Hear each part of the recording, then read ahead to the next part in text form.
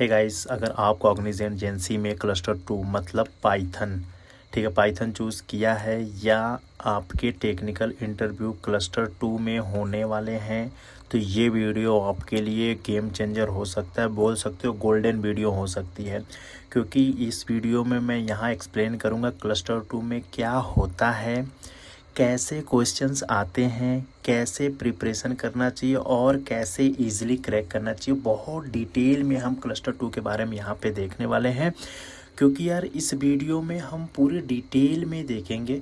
अगर आप लोग चैनल पे नए हो या चैनल पे फर्स्ट टाइम विजिट किया है तो प्लीज़ यार चैनल को सब्सक्राइब ज़रूर कर लीजिएगा, बेल आइकन को प्रेस कर लीजिएगा। सबसे पहले हम यहाँ डिस्कस करेंगे क्लस्टर 2 एग्जैक्टली क्या है। क्लस्टर 2 में हम क्या क्या आता है, मतलब क्लस्टर 2 में क्या क्या इंटरव्यू में आता है और टेक्निकल असेसमेंट में क्या आता है, इंटरव्यू में क्या पूछे जाते हैं, सिलेक्शन किस बेसिस पे होता है, कैसे प्रिपरेशन करना चाहिए और कुछ कॉमन मिस्टेक बताएंगे जो आप लोग हमेशा कर देते हो इंटरव्यू के दौरान। और हम कुछ फाइनली आप लोग को एक टिप्स देंगे कि ये गलती मत करना आप अपने इंटरव्यू में। तो देखो यार, हर चीज़ मैं क्लस्टर 2 से रिलेटेड चीज़ें कवर अप कर दूंगा यहाँ से, जिससे आपको कोई भी डाउट नहीं आएगा। ये मेरा एक वीडियो बनाने का ये मतलब है कि अगर आप लोग क्लस्टर 2 चूज़ किए हो तो आपको कहीं भटकने की ज़रूरत नहीं है, इसमें ही हर कुछ मिल जाएगा आपको। चलो यार आगे बढ़ते हैं और डिटेल में थोड़ा देखते हैं। देखो यहाँ पे देखो, सबसे पहले क्लस्टर 2 एग्जैक्टली क्या है। तो क्या क्लस्टर 2 मेनली उनके लिए है जो पाइथन में कंफर्टेबल है। मैंने क्या बताया, जो पाइथन में कंफर्टेबल है और साथ ही साथ जो क्लाउड में है, प्लस बैकएंड में, प्लस ऑटोमेशन में, जो इस टाइप के रोल को लाइक करते हैं, इस टाइप के रोल को पसंद करते हैं, उनके लिए जो होता है वो क्लस्टर 2 होता है। ठीक है, इसके बारे में हम इसमें क्या मतलब इसके बेस पे हम डिसाइड करते हैं कि हमारा टेक्निकल असेसमेंट कैसा होगा, हमारा इंटरव्यू कैसा होगा, हमारे फ्यूचर रोल और डायरेक्शन कैसे होगा क्लस्टर 2 अगर आप चूज़ किए हो तो अब देखो नेक्स्ट वीडियो में हम लोग बात करेंगे कि क्लस्टर 2 में क्या आता है। ठीक है, देखो इसमें स्किल की जो रिक्वायरमेंट होती है ना, सबसे पहली बात कि पाइथन की रिक्वायरमेंट इसमें होगी, क्योंकि क्लस्टर 2 में बिना पाइथन के आप क्लस्टर 2 नहीं कर सकते हो।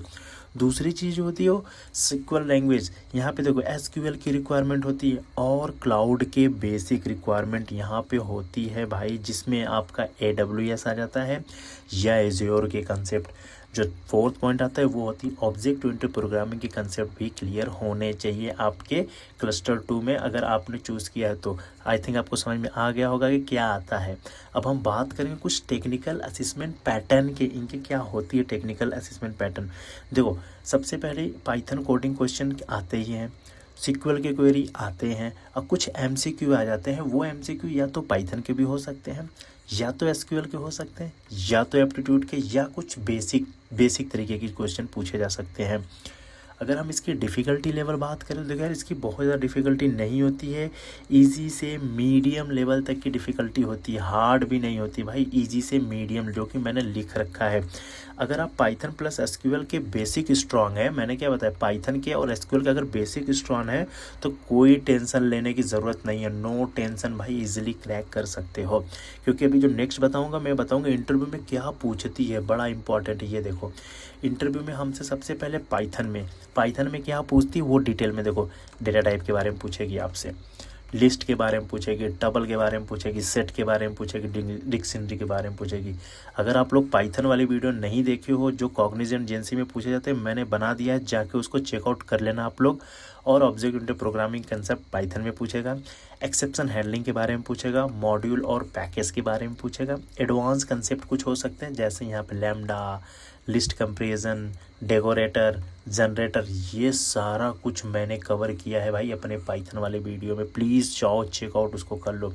नेक्स्ट आते हैं हम SQL में क्या पूछेगा, जॉइंस के बारे में पूछेगा, सारे जॉइंस कर लेना, लेकिन इनर जॉइन और लेफ्ट जॉइन बड़ा इंपॉर्टेंट है। ग्रुप बाय और हैविंग के बारे में कर लेना, नॉर्मलाइजेशन मैंने लिखा नहीं लेकिन वो भी कर लेना, ट्रांजेक्शन के बारे में पढ़ लेना, एग्रीगेशन के बारे में, सब क्वेरीज के बेसिक और रियल लाइफ क्वेरी फार्मिंग के बारे में पढ़ लेना, बड़ा इंपॉर्टेंट है। यहाँ पे क्लस्टर 2 में एक और ऐड हो जाता है, this is called a cloud के बेसिक, जैसे what is cloud, what is AWS azure, compute and storage के बारे में भी पूछा जा सकता है आपसे। और यहाँ पे देखो EC2, S3 बकेट और ऑटो स्केलिंग ग्रुप क्या होती है, S3 बकेट क्या होती है, इन सब के बारे में, EMR के बारे में पूछ लेगी और यहाँ पे VPC बेस लेवल के बारे में भी पूछी जा सकती है। देखो बहुत ज़्यादा डीप में डेवऑप्स में नहीं पूछते हैं, लेकिन अगर बेसिक चीज़ें ये सारी चीज़ें 4 चीज़ पता है तो डेफिनेटली मैं श्योर हूँ आप क्लस्टर 2 में आपको दिक्कत नहीं आएगी। अगर आपको प्रॉपर वीडियो चाहिए तो मैं बना दूंगा। अब आते थोड़े प्रोजेक्ट और रेज्यूमे के ऊपर भी क्वेश्चन पूछती हैं। जैसे एक्चुअली पैनल की जो आपकी इंटरव्यू होगा ना वो डेफिनेटली पूछते हैं। जैसे अगर आप रिज्यूमे के बारे में पूछे तो पाइथन के प्रोजेक्ट पूछेंगे, आपने जो बनाया है, आपका क्या रोल था, क्या रिस्पॉन्सिबिलिटी था, टीम प्रोजेक्ट था, इन सब चीज़ से रिलेटेड चीज़ें पूछेंगे। तुम्हारा रोल क्या था, रियल वर्क का एक्सप्लेनेशन करो, आपने जो काम किया था उसको एक्सप्लेन करो, वो पाइथन में होने चाहिए। तो ये है यार इनका क्राइटेरिया। जो इतनी चीज़ें पढ़ लोगे तो आई डोंट थिंक सो कि आपको प्रॉब्लम होगी। नेक्स्ट पे आ जाते हैं, सिलेक्शन किस बेसिस पे होता है ये भी मैं बता देना चाहता हूँ। देखो यार सिलेक्शन बेसिस पे मेनली इंटरव्यूअर जो होता है वो क्या देखते हैं, देखो पाइथन की क्लियरिटी देखते हैं, SQL की कैपेबिलिटी देखते हैं, कंसेप्ट की अंडरस्टैंडिंग देखते हैं, बंदे को पाइथन की कितनी अंडरस्टैंडिंग है, और तुम्हारा कॉन्फिडेंस देखा जाएगा, और रिज्यूमे के बारे में थोड़ा सा रिज्यूमे भी देखा जाएगा। ठीक है, अगर देखो इंग्लिश भी बड़ा इंपॉर्टेंट रखती है कि बंदे का इंग्लिश बोल सकते हो, कम्युनिकेशन स्किल भी बहुत मैटर करती है। फ्लुएंट एकदम तो नहीं होना चाहिए, बट हाँ इतना आना चाहिए कि आप सामने वालों को एक्सप्लेन कर पाओ, दैट्स इट यार। इतनी ही चीज़ें देखी जाती है। अब भैया सबसे पहली बात बता दो भैया इसको प्रिपेयर कैसे करना है, एक आप अपने स्ट्रेटजी बता दो। देखो यार मेरे हिसाब से प्रिपेयर करने का तरीका बड़ा बेस्ट है।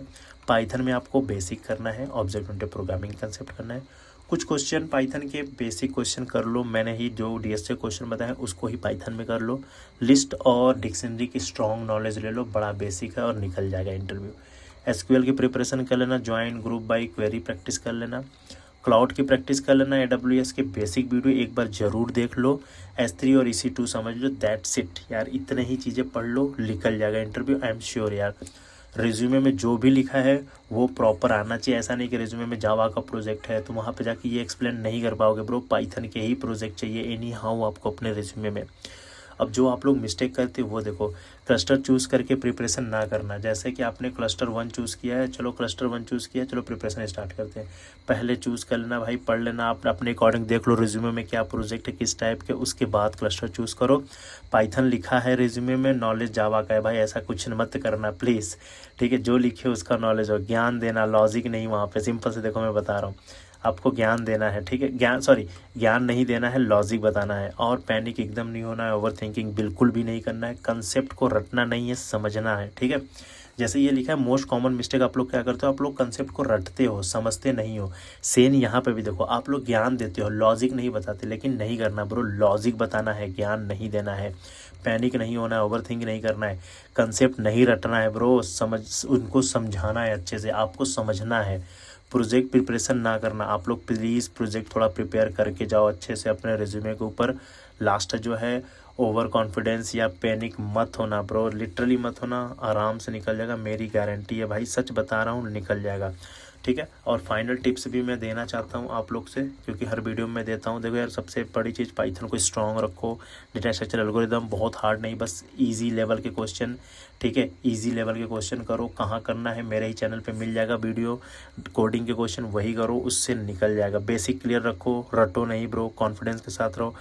ठीक है, और डेफिनेटली मैं गारंटी लेता हूँ, 110% की गारंटी लेता हूँ। मेरे ही प्लेलिस्ट पढ़ के जाओगे, मेरे ही प्लेलिस्ट पे एक देख के जाओगे तो भाई लिटरली आप निकाल लोगे ये इंटरव्यू को, सच बता रहा हूँ गाइस। अगर आपका क्लस्टर 2 है तो टेंशन बिल्कुल मत लो, ये स्ट्रक्चर जो मैंने बताया है वो बहुत ही क्लियर स्ट्रक्चर है, बस आप इस तरीके से प्रिपरेशन करो, definitely you can easily crack Cognizant JNC bro. Literally अगर वीडियो हेल्पफुल लगे हो तो प्लीज़ लाइक कर देना, कमेंट में क्लस्टर 2 ज़रूर लिख देना, और सब्सक्राइब करो for more Cognizant JNC related video and playlist and guidance के लिए। ऑल द बेस्ट गाइस, मिलेंगे नेक्स्ट वीडियो में क्लस्टर 3 के साथ। उसके बाद आपको जावा स्क्रिप्ट की प्लेलिस्ट, HTML के, CSS के, C# के सबके क्वेश्चन बताएंगे इंटरव्यू में, जो कि मेरे वीडियो बहुत ही लोगों की हेल्प कर रही है। तो मिलेंगे नेक्स्ट वीडियो में, तब तक के लिए बाय बाय।